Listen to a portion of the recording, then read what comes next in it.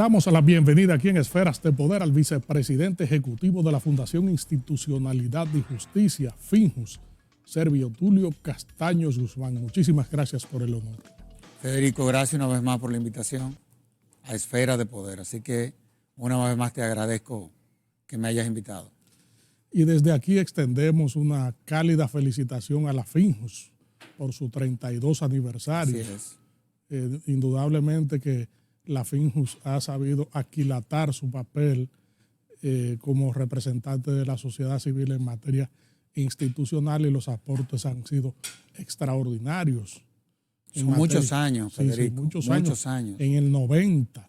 Así mismo. Tuvo como su primer vicepresidente ejecutivo al actual presidente del Tribunal Constitucional, Milton Ray Guevara. Sí, él fue conjuntamente con un grupo de connotados juristas y un grupo de connotados empresarios. Correcto. A la cabeza Alejandro Grullón. Correcto. Quienes tuvieron la visión de crear la Fundación Institucionalidad y Justicia, que se ha convertido en una referencia inclusive internacional.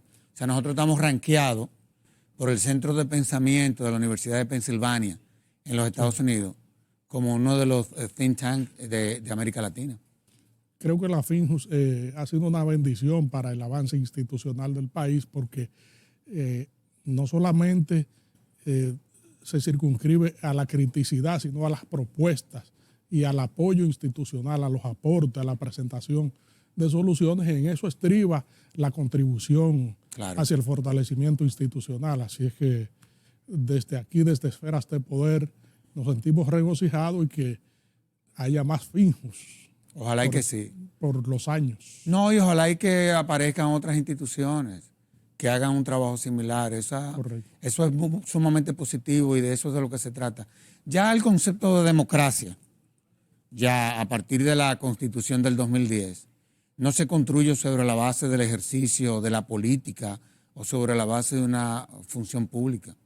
Ya acuérdate que habiendo pasado de un Estado liberal a un Estado social y democrático de derecho, aparece entonces otro componente que sustenta ese concepto moderno de la democracia y es el que tiene que ver con la participación de la ciudadanía en esos procesos de construcción. Es decir que nosotros en la FINJUS apostamos a que quiera Dios que aparezcan otras instituciones y nada es la democracia, esa es la verdad. 178 aniversario de la proclamación de la primera constitución política del país, 6 de noviembre de 1844 en San Cristóbal. Así es. En este aire, en este síndrome de reformas que existen en el ambiente dominicano, ¿qué usted cree acerca de las propuestas o de una probable propuesta o la necesidad, de eventual necesidad de reformar la Constitución de la República? ¿Es necesario o tenemos un instrumento integral para poder seguir trabajando con él y crear las leyes complementarias? Mira, la democracia no se construye modificando constituciones, es fortaleciendo sus instituciones. Yo honestamente hablando, yo pienso que nosotros lo que debiéramos es de esperar, darle tiempo a la Constitución del 2010. A fin de cuentas, muchas de las leyes que la propia Constitución mandó a que se aprobaran en el Congreso no se han aprobado. Yo te hablaba de que pasamos de un Estado liberal a un Estado social y democrático de derecho. Y en la Constitución no solamente se consignó como concepto el Estado social y democrático de derecho, fue que también se crearon las instituciones que la iban a garantizar. Por ejemplo, la iniciativa popular legislativa, esa ley no se ha aprobado. No se ha aprobado la ley que va a regular el plebiscito, ni el referéndum.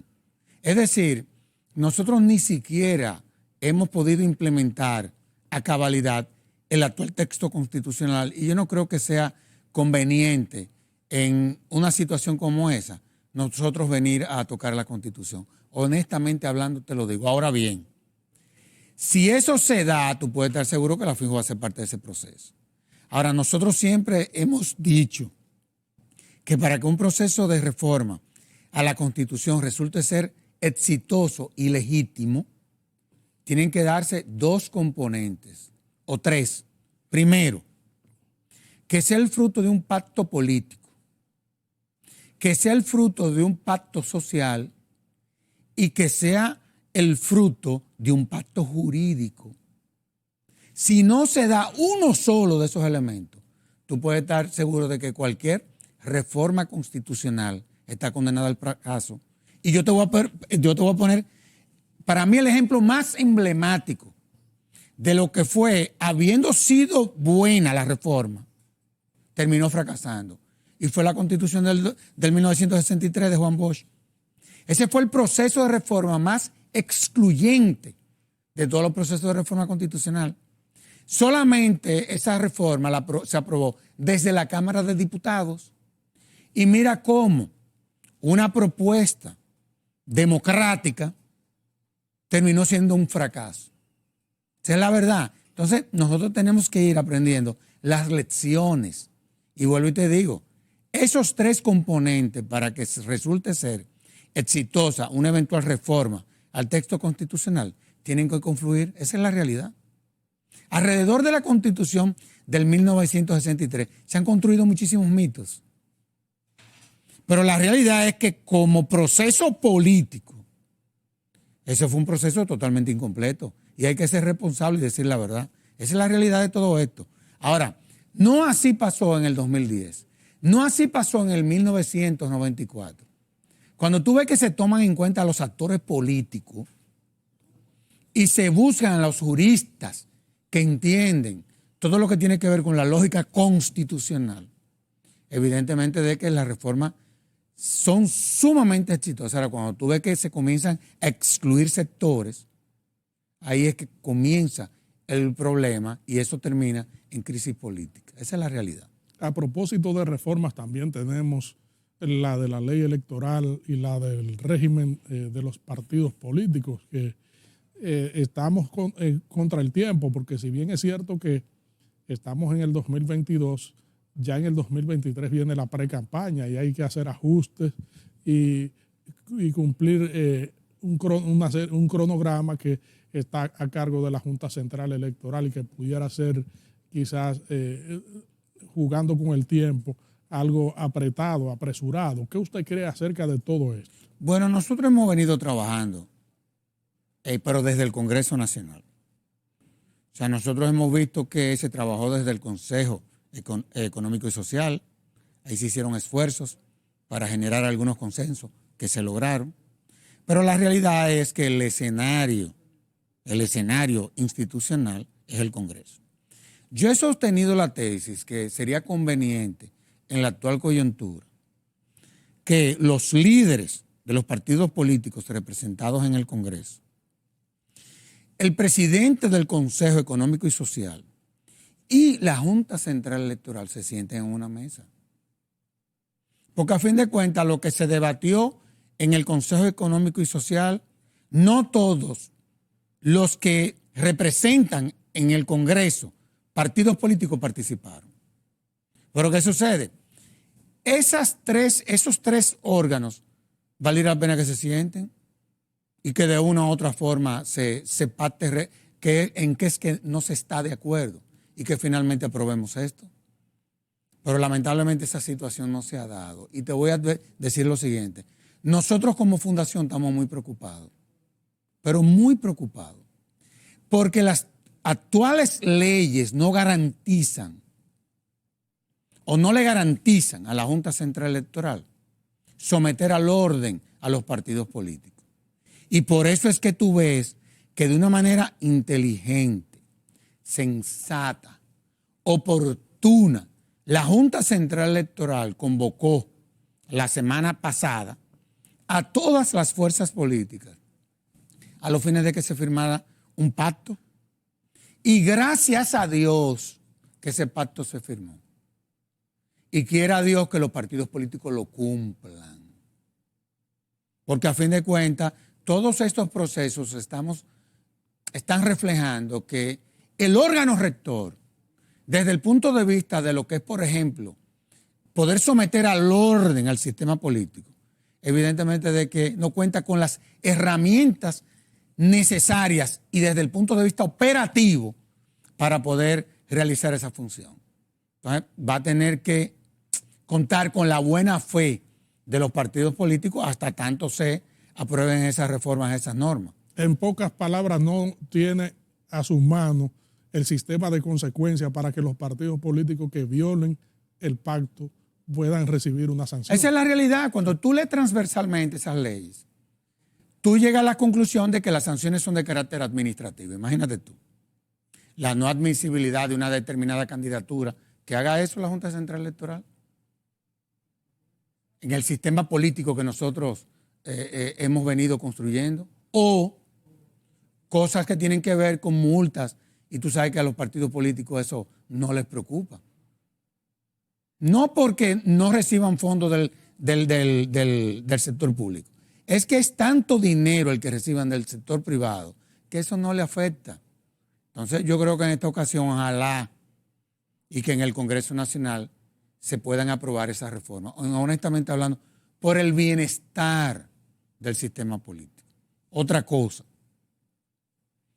desde el punto de vista político, este es uno de los países que mejor está en toda América Latina, con todas y las cosas que uno ve y que muchas veces le preocupan. Este es el país, desde el punto de vista de la estabilidad política, que mejor está en América Latina. Nosotros tenemos que cuidar eso.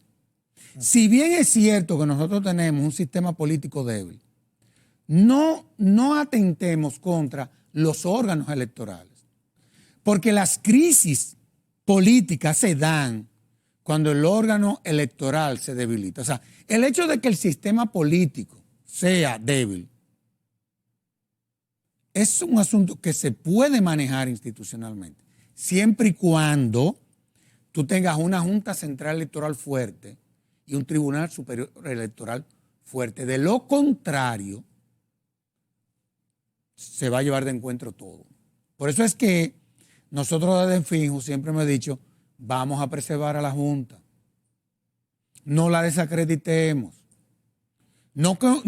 Que no se comience desde ahora a crear conflicto entre los partidos políticos y la Junta Central Electoral. Eso dejémoslo para después de la precampaña. Y eso es lo que nosotros desde la Fundación hemos venido observando, y por eso es que tú ves que yo he venido dando una serie de pronunciamientos que van en esa dirección. Quiera Dios que, honestamente hablando, vuelvo y te reitero, los partidos políticos cumplan, digo, hasta tanto se apruebe la reforma electoral, cumplan con lo que pactaron en esta semana. Seguimos con lo de la reforma porque también se plantea un punto interesante. El presidente, aunque el Poder Ejecutivo no ha formalizado el proyecto de reforma, se habla de un Ministerio de Justicia. Sí.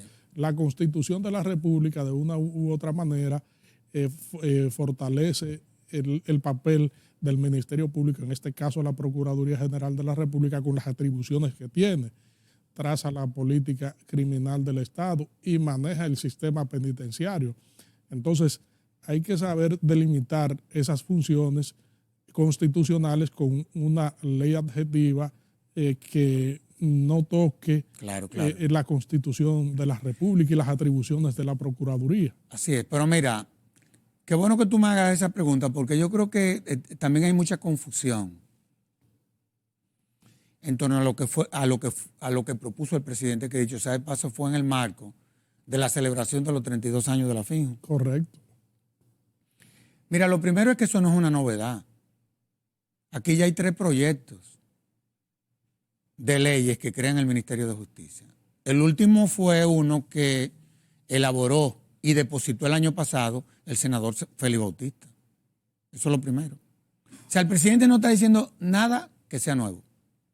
Lo segundo es que si tú lees lo que fue el programa de gobierno de él en la campaña, una de las propuestas era la de crear precisamente un Ministerio de Justicia.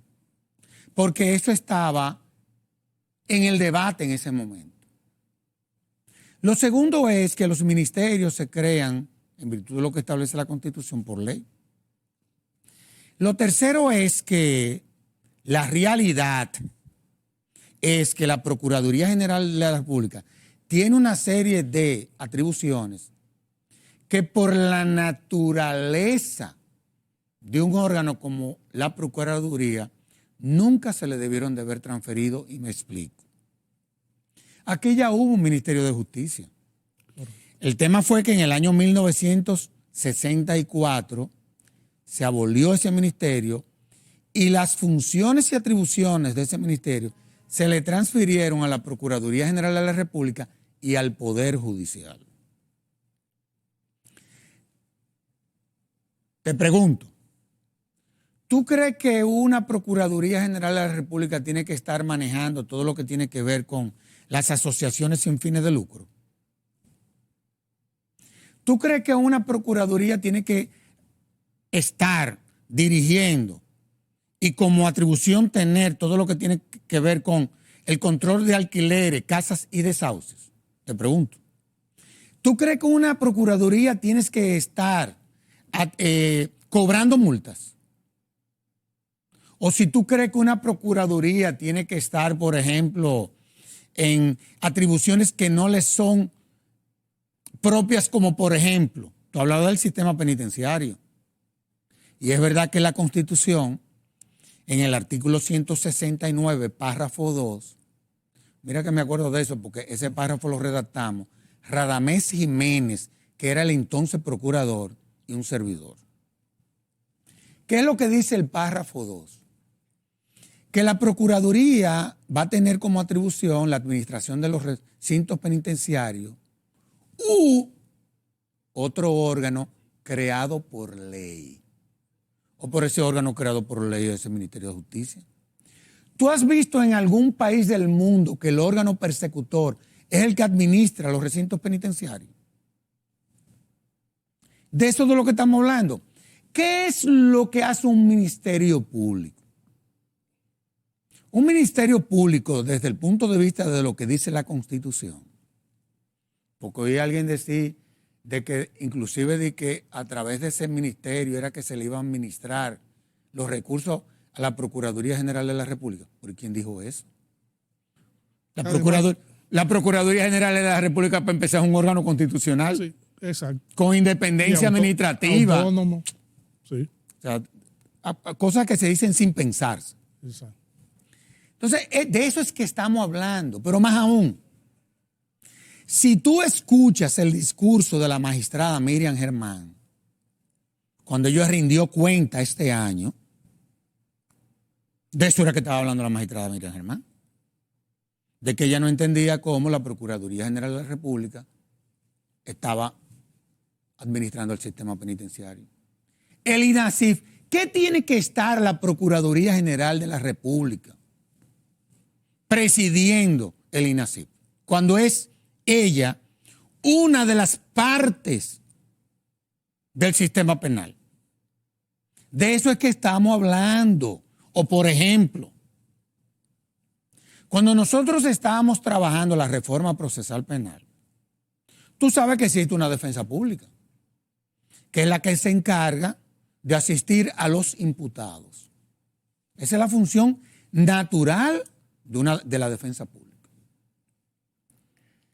¿Qué pasa? Cuando estábamos trabajando la reforma procesal penal, nosotros siempre creíamos que quien iba a representar a la víctima era el Ministerio Público. Pero es que eso no es así. El Ministerio Público representa ante el sistema a la sociedad, que son cosas diferentes.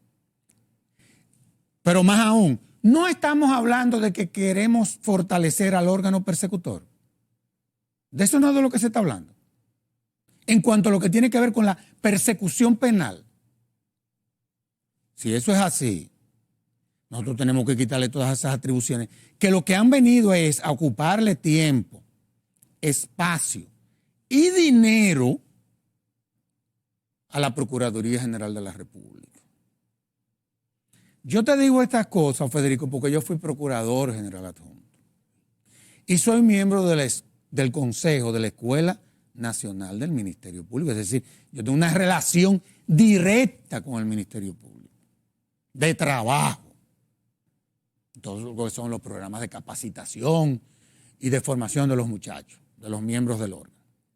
Y yo sé, ¿tú sabes qué porcentaje del presupuesto del Ministerio Público se va única y exclusivamente en todo lo que tiene que ver con la administración de los recintos penitenciarios?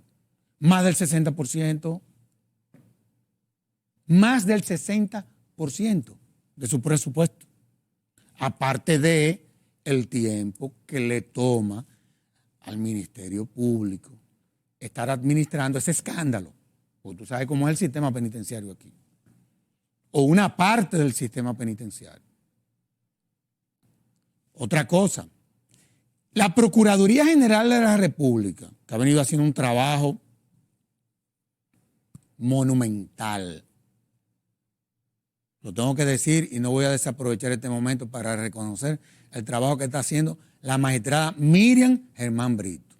Es una realidad, con objetividad, dedicación, pero sobre todo con profesionalidad.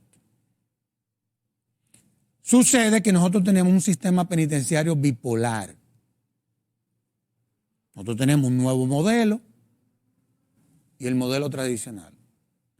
Pero del modelo tradicional, la magistrada procuradora general de la República no tiene el control.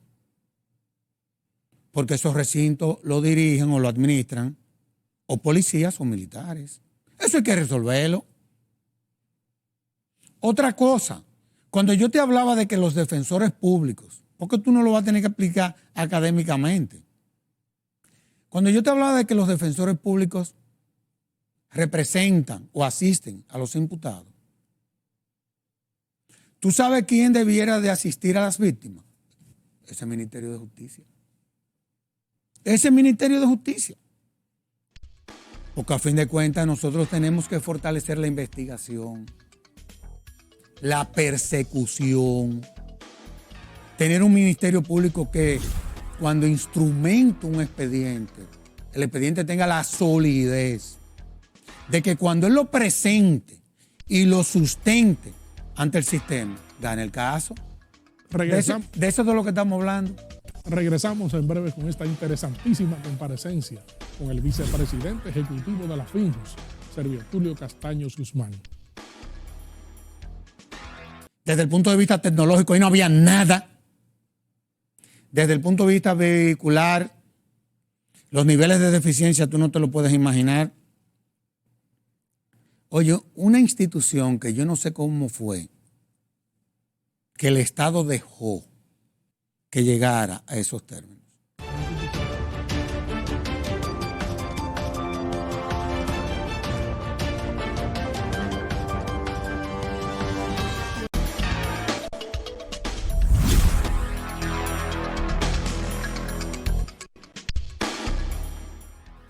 Estamos conversando aquí en Esferas de Poder con el vicepresidente ejecutivo de la Fundación Institucionalidad y Justicia, FINJUS, Servio Tulio Castaños Guzmán.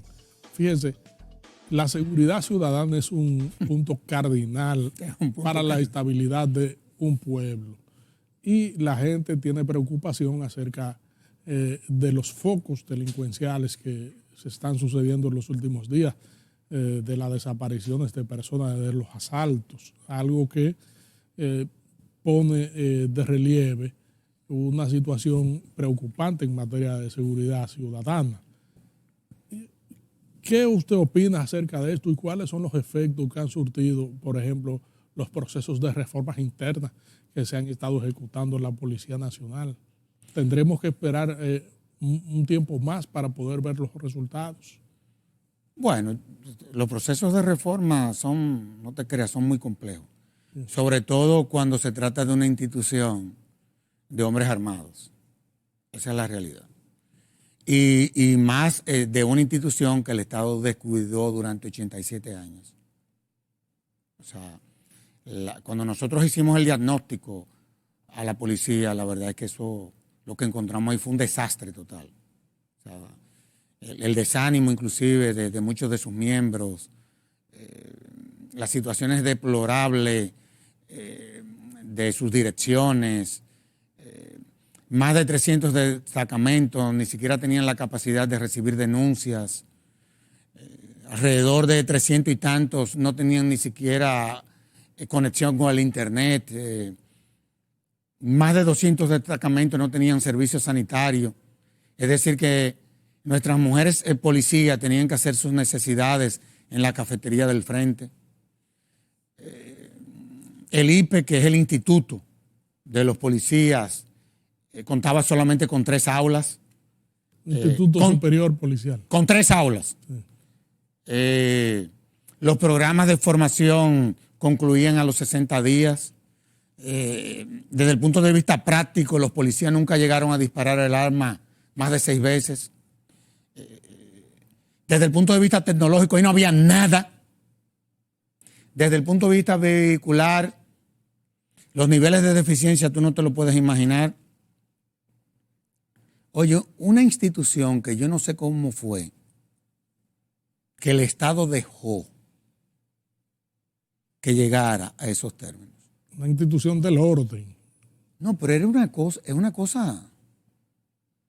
Digo, hay que tener una vocación a la crueldad para dejar que una institución se maneje. Y lo grande es la cantidad de gente defendiendo eso. La cantidad de gente desde medio, tú no te puedes imaginar, defendiendo ese desastre que había ahí. Es decir, que yo he llegado a la conclusión que probablemente nosotros tengamos la mejor policía del mundo. ¿Qué se ha venido haciendo? De todo se está haciendo ahí.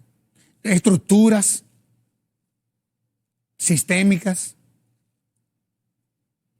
Decía el comisionado, no yo, porque yo hace rato ya que lo que tenía que hacer como aporte lo hice. Tú sabes que a mí me tocó coordinar el grupo de trabajo. Y ese trabajo se hizo, que dicho sea de paso ha sido cogido como modelo por Naciones Unidas para que el proceso que se llevó a cabo aquí se replique en otros países. Muy bien. Dice él que la gente no se puede imaginar la cantidad de cosas que se ha tenido que desmontar desde la policía, dice el comisionado. Como por ejemplo, ahí ya no se paga por hacer un traslado. Ahí no se paga para ascender a un miembro de esa institución. Ahí ya al policía que se le acaban sus botas, él no tiene que comprarla. O se le deteriora su uniforme, etcétera, etcétera, etcétera. Todo lo que tiene que ver con el sistema de su seguridad social, el mismo seguro que tiene el ministro de Interior y Policía, lo tienen todos los policías. Se ha firmado un acuerdo con las 52 universidades del país para que los hijos de los policías y sus esposas vayan a la universidad. Pero más aún, se está tecnificando la policía. Ya se replanteó, se reformuló todo lo que es el programa de formación. Van a durar 1 año.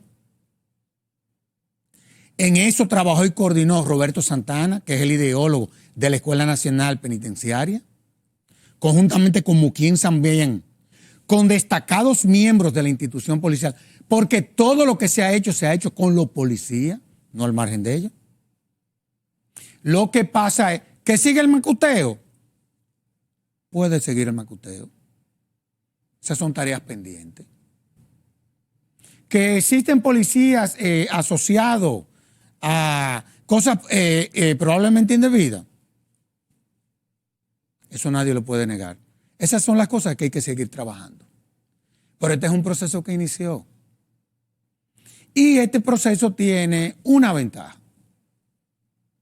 Y es que tiene la ventaja de que el presidente de la República parecería que su primer punto de agenda es que esa institución se transforme. Ahora, tú no puedes ligar el tema de la transformación y modernización de la policía con el tema de la seguridad. Eso son cosas diferentes. O sea, el responsable de la inseguridad o el responsable de que en el país nosotros tengamos una seguridad fuerte no es exclusiva de la policía. Es responsabilidad de todos nosotros. Yo te voy a poner un ejemplo. De los homicidios que se cometen en el país, el 66% se cometen no desde la criminalidad, sino de la convivencia social. Como por ejemplo, en materia de violencia intrafamiliar, ¿qué control puede tener la policía en una situación que se da entre parejas? Por eso es que tú ves que la seguridad ciudadana es responsabilidad de todos. Ahora, a fin de este mes, el 29 y el 30, se va a celebrar en el país un seminario internacional sobre la seguridad, en donde van a venir más de 12 países del área. Y ese seminario va a iniciarse con un diagnóstico de la seguridad local. Para nosotros, con una visión comparada, porque a fin de cuentas, para eso es que sirve tú poder tener como parámetro qué ha sido exitoso en otros países, qué fue lo que pasó. Vamos a ver qué es lo que nos está faltando. De eso es de lo que se trata. Pero vuelvo y te digo, no vinculemos un plan de seguridad ciudadana con el éxito o no de un proceso de transformación y modernización de la policía, porque son cosas diferentes. Lamentamos que el día no haya terminado. Tú estás conversación tan interesante como esta. Yo creo que el tiempo falta siempre cuando hay conversaciones tan constructivas. Pero nada más tocamos 2 temas, Federico. Así es, vamos a tener que hacer otro programa para seguir edificando a la gente acerca de estos interesantes temas y de los aportes que se pueden hacer desde el punto de vista de la sociedad civil y a nivel institucional. Y perdón, se inició un proceso de evaluación de desempeño de los miembros de esa institución. Vamos a ver quiénes son realmente los que tienen la aptitud para ser miembros de la policía. Ya quienes ingresen a la policía se está aspirando a que sea vía la academia, no vía recursos humanos. Va a ser otra lógica. Ahora, que pueda haber algún tipo de resistencia, eso es totalmente normal. Pero a lo inevitable se le da la bienvenida. Damos las gracias al vicepresidente ejecutivo de la Fundación Institucionalidad y Justicia, Finjus Servio Tulio Castaños Guzmán, por esta interesantísima comparecencia aquí en Esferas del Poder. Proseguimos con nuestro contenido.